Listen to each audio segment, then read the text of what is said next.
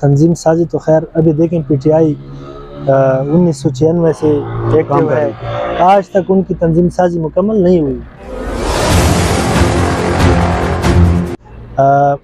देखें अगर पीटीआई जो है अभी तक होती ना रह जाती, यकीन मानो मैं ये बात जो है माइंड ना करे कोई, जूते पड़ते हैं उनको। जी बिल्कुल मुगल साहब, मैं आपको बजाते खुद ये चीज़ कंफर्म कर दूं कि डिस्ट्रिक्ट हंगू में तकरीबन काफ़ी सारे लोगों ने मेरे साथ राब्ते किए हैं कि जो माफिया सियासतदान होते हैं या जो विल पावर वाले लोग होते हैं, हम उनको एंटर नहीं होने देंगे, क्योंकि इस तरह वो फिर अपनी मनमानियाँ करेंगे तो ये हम बर्दाश्त नहीं करेंगे। इस तरह इमरान खान कहते थे कि ये मुझे अमेरिका ने निकाला है, कोई कहता है मुझे नहीं फलां ने निकाला है, फौज ने निकाला है। ये पाकिस्तान में एक तीसरी कुव्वत भी है जो हर पार्टी को जो है टच करके वापस चली जाती है। देखिए मैं जिधर भी हूँ, मैं पहले फ़ौज में था, उसके बाद सियासी पार्टियों में आया हूँ। मतलब ये है कि अगर मैं जिस वक्त कसी बेलचा भी चला रहा था, मैं पाकिस्तानी था और पाकिस्तान का हक जो है मैं जो है उसके लिए भरपूर कोशिश और मेहनत और जदोजहद मैंने की है हर लिहाज से।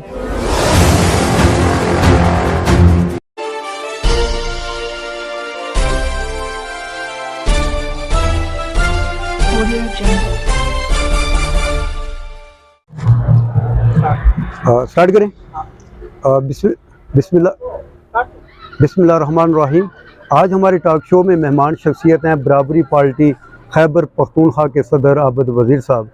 बराबरी पार्टी जो है वो जवाद अहमद ने ये पार्टी जो है ये 2017 में रजिस्टर्ड की और ये पार्टी बड़ी तेज़ी से अवाम में मकबूलियत हासिल कर रही है। और जवाद हुसैन को तो अवाम जानते हैं कि पाकिस्तान के मशहूर सिंगर थे और उसके बाद पाकिस्तान तहरीक इंसाफ में भी उन्होंने शमूलियत अख्तियार की और खान साहब के साथ भी उन्होंने काम किया, लेकिन अब आज़ाद उड़ान रखते हैं। आबद वज़ीर साहब, हम अपने प्रोग्राम में आपको खुशामदीद कहते हैं। आप ये बताएं कि बराबरी पार्टी जो है ये कब रजिस्टर्ड हुई और इस पार्टी का मंशूर क्या है? जी बिस्मिल्लाहिर्रहमानिर्रहीम। तारिक साहब, पहले तो मैं आपका शुक्रिया अदा करता हूँ। उसके बाद जिस तरह आपने कहा कि 2017 में ये गवर्नमेंट ऑफ पाकिस्तान से रजिस्टर्ड हुई है और इलेक्शन भी 2018 में इन्होंने जो है कंटेस्ट किए, तो उसके अलावा जवाद साहब जो है ये जिस तरह आपने पहले अर्ज़ किया कि इन्होंने जो है पीटीआई में भी थोड़ा बहुत काम किया है, तो उसके अलावा एक ऐसी शख्सियत है जिसका बंदा जो है कुछ नहीं कह सकता, बहुत नॉर्मल मिजाज बंदा है। मैं क्योंकि 3-4 दफ़ा उनसे मुलाकात हुई है। इसी तरह हमारे वाइस चेयरपर्सन डॉक्टर शहनाज, ये भी जो है ऐसी शख्सियत है कि इंशाल्लाह आवाम को जो है बहुत जल्द पता चल जाएगा। तो हमारी पार्टी जो है मिडिल क्लास पार्टी है। हम जितनी भी चेयरमैन से लेके तकरीबन नीचे वर्कर हमारी पार्टी में होता नहीं है, तो जितनी भी लोग हैं तकरीबन मिडिल क्लास लोग हैं। तो आपने बड़े अच्छे तरीके से अपनी पार्टी का तारुफ करवाया है। सियासी पार्टी जब बनती है तो उसमें रवायती सियासतदान जागीरदार जो है वो इंटर हो जाते हैं, उनके बगैर इलेक्टिबल के बगैर कोई पार्टी जो है वो परवान नहीं चढ़ती। तो आपकी पार्टी में भी कुछ ऐसे लोग शामिल हुए हैं जो इलेक्शन लड़ना चाहते हैं सिर्फ, या फिर उनका सियासी बैकग्राउंड पहले से मौजूद है?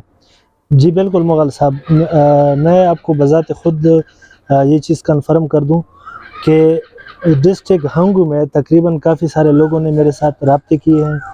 उन्होंने यही कहा है कि आप जो है, हम तो पहले से जो है सेट है, मतलब सियासत में सेट है, तो आप जो है अगर हमें टिकट दोगे तो मैंने कहा नहीं सॉरी, ये पार्टी जो है मिडिल क्लास लोगों की है, तो इसमें जो है यहाँ से लेके पार्लियामेंट हाउस तक जाएंगे तो सिर्फ मिडिल क्लास लोग ही जाएंगे। आपका कहने का मतलब ये है कि आपने सिर्फ डिस्ट्रिक्ट हंगू की बात की है कि यहाँ पर रवायती सियासतदानों ने और पहले जो इलेक्शन कंटेस्ट कर चुके हैं उन्होंने बाज़ाब्ता तौर पर आपसे राब्ता किया है कि आपकी पार्टी का टिकट हमें चाहिए। जी बिल्कुल। तो आपने तो एक ज़िले की बात की, आप सूबाई सदर हैं, ज़िले में 35-36 अजला हैं, बाकी अजला में भी यही सूरत हाल होगी फिर? जी बिल्कुल। मैं रात को भी हमारी मीटिंग हुई थी पेशावर में, तो काफ़ी सारे लोग, क्योंकि मैं जानता तो नहीं हूँ उनको, दूसरे लोगों के थ्रू उन्होंने जो है राब्ते किए, मैंने उनको बुलाया, फिर कुछ आए कुछ नहीं आए। तो बारकैफ ये बात मालूम हुई है कि जो माफिया सियासतदान होते हैं या जो विल पावर वाले लोग होते हैं, हम उनको एंटर नहीं होने देंगे, क्योंकि इस तरह वो फिर अपनी मनमानियाँ करेंगे तो ये हम बर्दाश्त नहीं करेंगे। हमारे यही स्लोगन जो है वो पाकिस्तान तहरीक इंसाफ का था कि रवायती सियासतदानों को हम पार्टी में शामिल नहीं होने देंगे, लेकिन इसके बावजूद इस वक्त पाकिस्तान तहरीक इंसाफ में वही रवायती सियासतदान बैठे हुए हैं। तो कल को ऐसा ना हो कि जवाद साहब ये कह दें कि बस ठीक है इलेक्शन जीतना है, ऐसे लोग आ जाएं, तो उस वक्त आपका क्या रद्द-ए-अमल होगा? देखिए, मैं पहले, आपको पता है मुगल साहब, पहली इंटरव्यू भी आपने मेरी की थी पीपल पार्टी में जब हम थे, तो कहने का मकसद ये है कि जिस तरह आपने कहा कि पीटीआई का भी यही मंशूर, यही मकसद था। देखिए, ये सिफारिशात भी जो है हमारे माशरे में बहुत ज़्यादा चल रहे हैं आजकल। अगर एक बंदा किसी से काम नहीं ले सकता तो वो इतनी सिफारिशात लेके आ जाएंगे कि अगला भी परेशान हो जाएगा, मजबूरन उसको जो है। तो यही चीज़ जो है पीटीआई में भी हुआ है। जो माफिया या जो विल पावर वाले लोग थे वो घुस गए उसके अंदर, पार्टी के अंदर, तो पूरी पार्टी का क्या, पूरे पाकिस्तान का सत्यानाश कर दिया उन्होंने। ठीक है, अब साहब आप मेरी रहनुमाई करें जी कि इस वक्त पाकिस्तान के चारों सूबों में आपकी बॉडी मौजूद है? जी अल्हम्दुलिल्लाह, तकरीबन सही है जी। और आपकी पार्टी की तरफ से अवाम का रुझान किस नौयत का है? क्या आपकी तंजीम साजी का काम, अगर हम खैबर पख्तूनख्वा की बात करें तो यहाँ पे किन किन अजला में आपकी तंजीम साजी का काम मुकम्मल है या किस मराहिल में है वो? जी मुगल साहब, मैं तकरीबन हफ्ते में एक मीटिंग रखता हूँ, क्योंकि ज़ाती काम भी बहुत होते हैं ना। तो अभी मैं कल गया था पेशावर, स्वात, मर्दान और मालम जब्बा और टल, हंगू, कुरम एजेंसी, हंगू तो मेरा अपना इलाका है, सही। तो इंशाल्लाह काम शुरू है, अल्हम्दुलिल्लाह बहुत तेज़ी के साथ शुरू है। और वेल एजुकेटेड लोग जो है हमारे साथ राब्ते कर रहे हैं, और गरीब तो वैसे भी हमारे सर के ताज हैं इंशाल्लाह। इनके लिए हमने पार्टी बनाई है और इन्हीं को जो है आगे लेके जाएंगे। सदर साहब जी, पाकिस्तान के अंदर इस वक्त जो सियासी जमातों के दरमियान एक तसादम की सूरत हाल है, और हमारे अदारे जो हैं वो भी इस वक्त पोलिटिसाइज हो चुके हैं और मुल्क तबाही के दहाने पर पहुंचा हुआ है। इन हालात का ज़िम्मेदार कौन है, और इन हालात से बाहर निकलने के लिए सियासी जमातों को क्या तरीक़ाकार अख्तियार करना चाहिए? जी बिल्कुल, देखें कुछ चीज़ें ऐसी होती है कि मतलब बंदा शेयर नहीं कर सकता, लेकिन फिर भी मैं थोड़ी बहुत रोशनी डालूँगा। देखें, ये जब तक ये सारी पार्टियाँ इकट्ठी नहीं हो जाती और जो है मेरिट के ऊपर इलेक्शन नहीं होते, उसके अलावा बार बार वही बात आ जाती है कि जब तक गरीब बंदा इनके दरमियान में मौजूद ना हो, ये तो पहले से वेल सेटल लोग हैं, इनका क्या है? पाकिस्तान मतलब अल्लाह ना करे कुछ हुआ तो ये बाहर चले जाएंगे, इनको क्या है?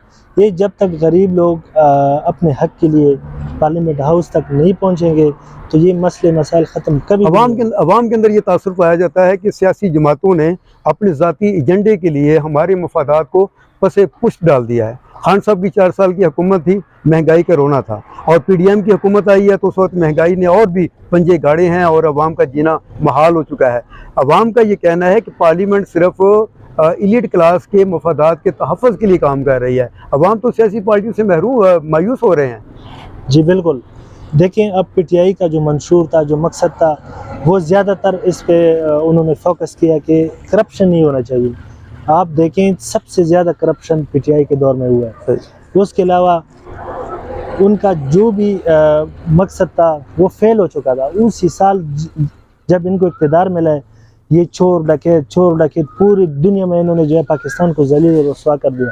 देखिए, ये घर की बात है, ठीक है, मैं मानता हूँ कि हर जगह बुरे अच्छे सब होते हैं, लेकिन जब इनको पता चला है कि ये चोर है तो आपने इनको गिरफ्तार क्यों नहीं किया? अभी खान साहब के ऊपर कमोबेश 1 सेंचुरी केसेस की हो चुकी है। आप क्या समझते हैं कि पीडीएम की हुकूमत इंतकामी कार्रवाइयों पर उतर आई है? ये सारे के सारे केसेस जो हैं ये मेरिट पर हुए हैं या तासुब, बुग़्ज़, हसद और जो नफ़रत है उसकी बुनियाद पर ये मुकदमा दर्ज हुए? आप क्या कहते हैं?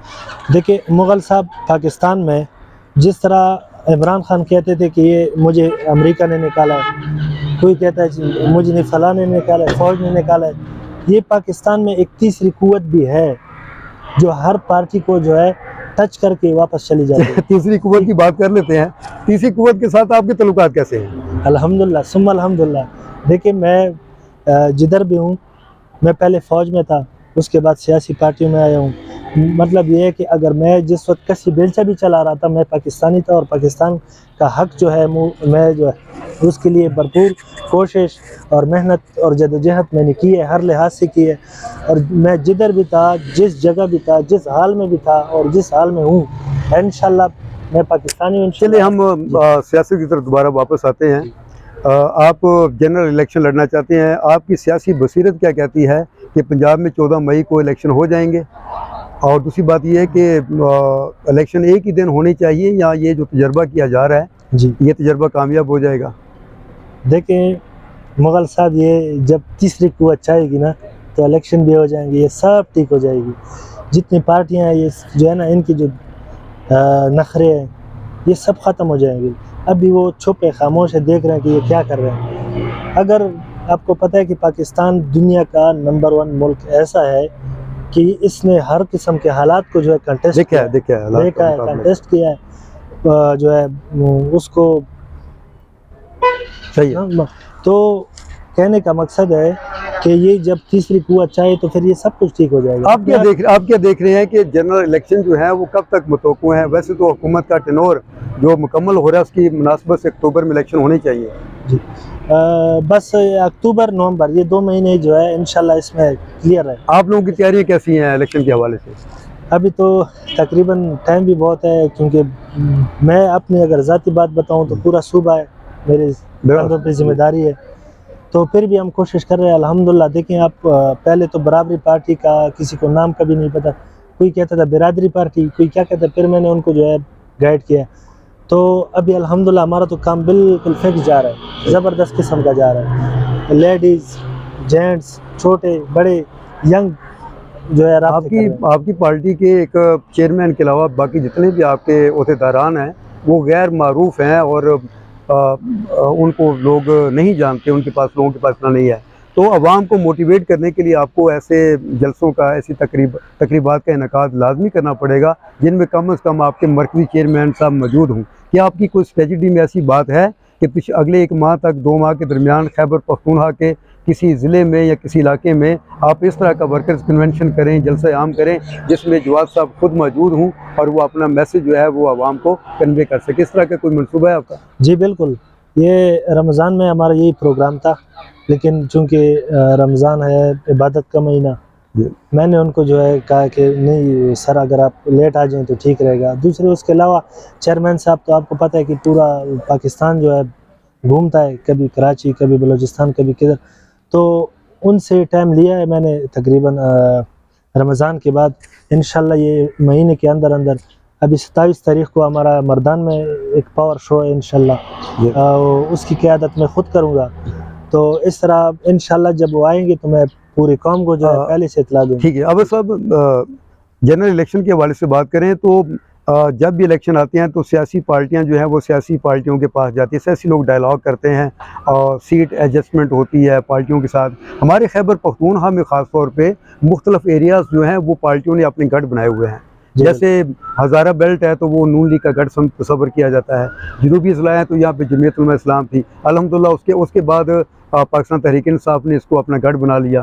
तो इस तरह करके कुछ इलाके जैसे चारसदा मर्दान है तो वहाँ पर अवामी नेशनल पार्टी का होल्ड है। तो आपको इन गढ़ों के अंदर ये जो मराकज़ बने हुए हैं सियासी पार्टियों के, उनके अंदर एक सुराख करने के लिए, उनके अंदर से अपने आप को अपने लिए रास्ता निकालने के लिए आपको क्या करना पड़ेगा? देखिए मुगल साहब, अल्लाह का करम है, हमारी पार्टी या मैं बज़ात खुद या हमारा चेयरमैन जो भी है सब मिडिल क्लास है। और दूसरा, मैं अपने रब के ऊपर इतना मेरी है यकीन है, तवक्को है कि ये लोग हमारे पास आएंगे। ये अपने रब से जो है मुझे इतना यकीन है। आपका डिस्ट्रिक्ट हंगू है? जी जी, जारी बात है, आपका बड़ी इलाका है। पहले भी आपने इलेक्शन कंटेस्ट किया था। आप नेशनल असम्बली और सूबाई असम्बली का इलेक्शन कंटेस्ट करने का इरादा रखते हैं? इंशाल्लाह ज़रूर, हंगू से। जी बिल्कुल। और किस किस पार्टी के साथ आपकी सीट एडजस्टमेंट हो सकती है? पहली तो बात यह है कि मैं कोशिश करूंगा कि कंटेस्ट कर लूं। मैं हार जीत बात की बात है, लेकिन मुकाबला जो है ये मर्द का निशान है, ठीक है। तो अगर बाय द वे ऐसी कोई बात आ भी गई तो मैं जमीयत उलमा इस्लाम क्योंकि वो इस वजह से नहीं कि वो पार्टी की वजह से नहीं, मैं अपने उलमा की वजह से उनका भरपूर हिमायत करूँगा और जो है उनके साथ हो सकता है। सही है। अब सब तंजीमी दौरे जो हैं उनके नतीजे में लोकल सतह पर तंजीम साजी का अमल मुकम्मल होता है। आपके कंधे पर बड़ी जिम्मेदारियां डाली गई हैं, पूरा सूबा आपके साथ है, तो आप ये बताएं कि तंजीम साजी का अमल कब तक मुकम्मल हो जाएगा? जब तक तंजीम साजी ना हो पार्टी जो है वो मोबिलाइज नहीं हो सकती। हाँ मुग़ल साहब, ये तंजीम साजी तो खैर अभी देखें PTI 1996 से एक्टिव है, आज तक उनकी तंजीम साजी मुकम्मल नहीं हुई। देखें वो लोग जिन्होंने NA या MPS का टिकट जो है होल्डर है, उन्होंने जीता है, तकरीबन इक़्तिदार में मतलब सीट पे जो है 5-5 साल गुजारे, उनको भी जो है निकाला गया है, उनको भी टिकट नहीं दिए गए। तो ये तंजीम साजी वक्त के साथ साथ हम देखेंगे, माहौल को, हालात को देखेंगे। जो लोग पाकिस्तान के आइन के लिए हमारे पार्टी की मंशूर के मकासद पे पूरी उतरेंगे तो हम 24 घंटे उनके साथ रहेंगे, जो नहीं होगा तो हम किसी को जो है वो नहीं करेंगे। पाकिस्तान के आइन का तकाजा है कि 90 दिन के अंदर जब एक असम्बली मौजूद ना हो तो 90 डेज़ के अंदर इलेक्शन होने चाहिए। जी बिल्कुल। हमारी अदालत उज़्मा ने बाकायदा तौर पर इस बारे में आर्डर दिया है कि 14 मई को इलेक्शन करवाए जाएँ, लेकिन 14 मई तो 90 डेज से बाहर का दिन है, तो ये खिलाफ वर्जी जो हुई है इसमें हमारी अदलिया भी इसमें शामिल हो गई थी। देखिए मुग़ल साहब, पहले तो बात यह है कि पाकिस्तान में अपनी जो पावर है उसके अलावा पाकिस्तान के ऊपर तकरीबन पूरी दुनिया में हर मुल्क की नज़रें ऐसे जमाए रखे हैं, उनका भी जो है पावर होते हैं, कोई किसी को टार्चर कर रहा होता है, कोई किसी को टार्चर कर रहा होता है। ये मैं पाकिस्तान की कमज़ोरी नहीं समझता, इनकी मजबूरी है, मैं ये समझता हूँ। अदलिया की या ये जो हुकूमत है, देखें मैं ठीक है अलग पार्टी का हूँ, लेकिन बात हक की करनी चाहिए। जिधर हम देखते हैं कि किसी पार्टी पे प्रेशर है, दबाव है या उसकी कमज़ोरी है, कमज़ोरी नहीं मतलब मजबूरी है, तो हमें वो एक्सेप्ट करना चाहिए, क्योंकि ये पाकिस्तान में जितनी भी पार्टियाँ हैं, जो भी है, ये सब हमारे भाई हैं। हम अगर काम कर रहे हैं तो सिर्फ पाकिस्तान के लिए, पाकिस्तान आइन के मफाद के लिए। गरीब लोगों को, आपका कहने का मतलब ये है कि किसी इदारे को भी अपनी डोमेन से बाहर नहीं निकलना चाहिए। जी बिल्कुल। ये अपनी डोमेन से बाहर निकलने के बाद इस तरह के हालात पैदा हो गए हैं। एक बात मुझे ईमानदारी से बताएं कि 2018 में पाकिस्तान तहरीक इंसाफ की हुकूमत आई या लाई गई? उसके बाद लाई गई आपकी 2023 में जब अप्रैल में यह हुकूमत फारिग की गई तो उसके बाद PDM को इक़्तिदार दे दिया गया। आप क्या समझते हैं कि इस वक्त जो मुल्क के हालात हैं, अगर PTI की हुकूमत रहती तो हालात बेहतर होते या PDM के होते हुए बेहतर हुए? देखें अगर PTI जो है अभी तक होती ना रह जाती, यकीन मानो, मैं ये बात जो है माइंड ना करे कोई, जूते पड़ते उनको। जो हालात इन्होंने तैयार किए थे, तो सियासी पॉइंट ऑफ व्यू से देखा जाए तो PDM ने संगीन गलती की है हुकूमत लेने की, बहुत गलती की है। ये किसी ने उनको जो है गाइड किया है, ये खुद का काम इक़्तिदार के लालच में आपने जो है ना सब कुछ किया। दूसरी बात यह है कि ये देखे एक जरदारी सब पे बारी ये गेम पूरा जरदारी का है, ऊपर से तीसरा हाथ है, ऊपर से चौथा, ये बहुत एक इंटरनेशनल लेवल मिक्स मसाला बन गया, मिक्स मसाला बना। सही है जी, सही है। तो ये अब हालात का तकाजा क्या है कि सियासी जमातों को सिर्फ और सिर्फ इलेक्शन के लिए भागदौड़ करनी चाहिए ताकि जमहूरी प्रोसेस चलता रहे, या इनको फिर उन्हीं की तरफ देखना चाहिए जो इनकी डोरे हिलाते हैं? नहीं, देखें मैंने पहले अर्ज़ किया कि जब तक ये सारी पार्टियां एक न हो जाए, ये पाकिस्तान को और कमज़ोर तरीन करता जाएगा। देखें अब जो हालात तकरीबन ये साल के अंदर जो हालात पैदा किए गए हैं, इसका ज़िम्मेदार सियासी टोटल जितनी भी पार्टियां हैं सब है। अब सब आपको पूरा खैबर पख्तूनख्वा सुन रहा है, आप बराबरी पार्टी के सूबाई सदर भी हैं, आप सोशल मीडिया हमारे चैनल के तवस्सुत से पाकिस्तान के अवाम को क्या पैगाम देना चाहेंगे? मैं अपने कौम को, पूरे पाकिस्तान को सिर्फ ये एक बात बताना चाहता हूँ कि देखें मैं एक गरीब मिडिल क्लास का बंदा हूँ, लेकिन जो मेरे कौम का हक है, मेरे इलाके का हक है या मेरे पार्टी का मंशूर है, इसको कोई मुझसे छीन नहीं सकता। हाँ मुझे मार सकते हैं, मुझे कुछ भी कर सकते हैं, लेकिन टॉर्चर भी कर सकते हैं। तो आपसे भी लिहाजा ये अर्ज़ है कि आप जो है बकरी की चाल मत चलें। ये अगर PTI ने कहा है कि हम नया पाकिस्तान बनाएंगे, तो यार किसका जहन ये इस बात को जो है तस्लीम करने को तैयार था? और दूसरी बात, हमारे माशरे में ये एक शोबाजी बहुत है, आप शोबाजी ना करें। इमरान खान के जलसे पे मैं गया हूँ, कोई जलसा मुझसे रह नहीं गया। जिस जलसे में भी जाता हूँ फहाशी, बेगैरती और जो है लूज माहौल होता है। तो आप लोग इस चीज़ को जो है वो नहीं करते हो। तो लिहाजा आप लोगों से मेहरबानी। अब सब हर पार्टी के सियासी स्लोगन होते हैं, नारे होते हैं, और नारे जो होते हैं वो पार्टी की जान होते हैं। जी बिल्कुल। अगर मैं आपकी पार्टी, जब भी हम मियां नवाज शरीफ साहब के नून लीग के जलसों जुलूसों में जाते हैं तो नारे सुनने को मिलते हैं कि तेरा शरीफ, मेरा शरीफ, शहबाज शरीफ, शहबाज शरीफ, तेरा, हाँ, तेरी मरियम, मेरी मरियम, तेरी नवाज, मेरी नवाज, मरियम नवाज, मरियम नवाज। आपकी पार्टी का स्लोगन क्या है? 2-3 नारे आपने सुनाए आप। जी बिल्कुल। हमारी पार्टी में मैंने अपना जो नारा मुंतखब किया KPK के लिए, जी जी, उसका तो ये है कि आवाम को हक दो और गरीब को हक दो। इस तरह ये बहुत लंबा मैंने एक आवाम को हक दो, गरीब को हक दो, को हक दो, गरीब को हक। जी। इसके अलावा दूसरा नारा जिसमें आपके लीडर का नाम आता हो? एक वो है, ये हमारे माएँ और बहनें है, एक सॉन्ग है ना। जी जी, हाँ, 3-4 है तकरीबन। तो चूंकि अभी रमज़ान था, हमने जो है चलाया नहीं है कभी, बस ये सिर्फ बैनर्स के ऊपर जो हम लिखते हैं, बस वही। बहुत शुक्रिया जी। ये थे आबद वजीर साहब, बराबरी पार्टी खैबर पख्तूनख्वा के सदर। आज इन्होंने अपनी पार्टी की तंजीम साजी के हवाले से, मुल्क के मजमूई सियासी हालात के हवाले से, और पार्टी आइंदा इंतखाबात में किस तरह कंटेस्ट करेगी, अपनी सरगर्मियाँ कैसे जारी रखेगी, अपने पार्टी के मंशूर के मुतालिक इन्होंने बड़ी वजाहत के साथ अपने ख्यालात का इज़हार किया है। इंशाल्लाह अगले प्रोग्राम में नए मेहमान के साथ हाज़िर होंगे। उस वक्त तक तारिक मुगल को और उसकी टीम को इजाज़त दें। खुदा हाफ़िज़।